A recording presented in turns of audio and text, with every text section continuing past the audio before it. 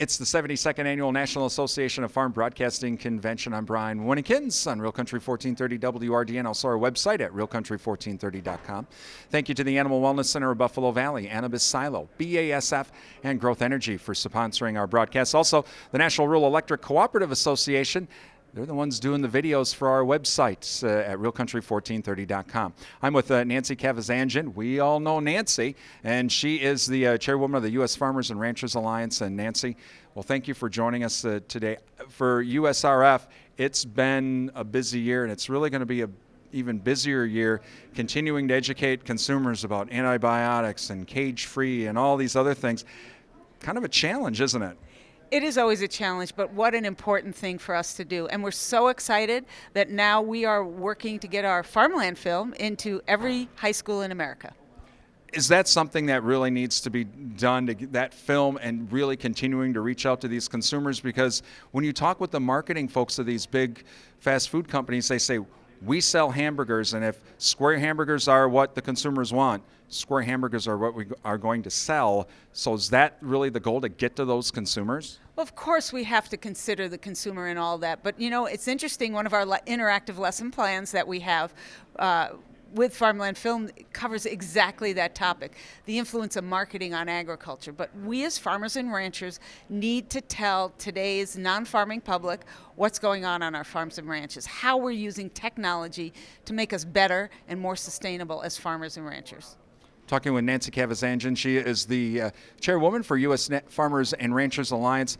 I know, Nancy, your organization, you're not afraid to really have a debate with anyone, anywhere, and the organization does hold a lot of these, don't you?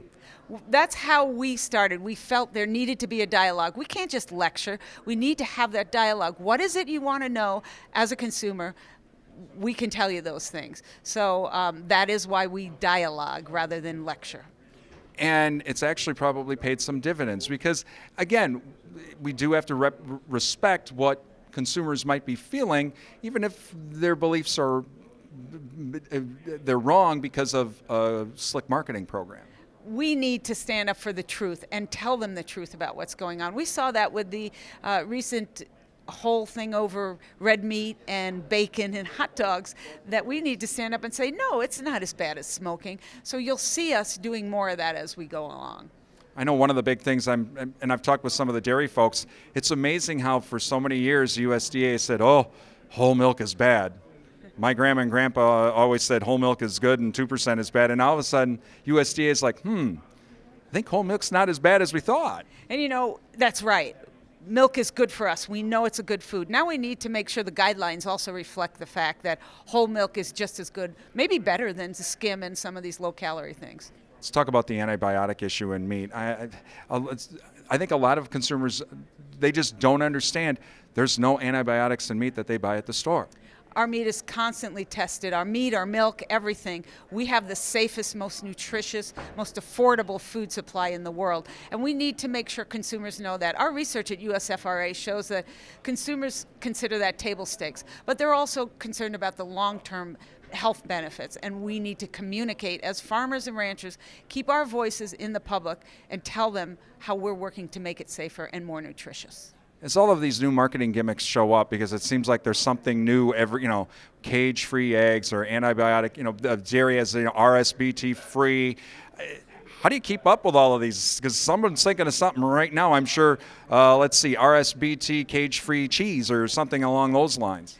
Sometimes we do need to be reactive and stand up and say, this is the way we do things. But we also need to tell consumers what we're doing. We're using so much technology on the farm today that is making us better, smarter, better able to take care of our soils, better able to take care of our animals, better able to watch the water that we're using and keep it clean as a discharge. We need to tell people what we're doing on the farm.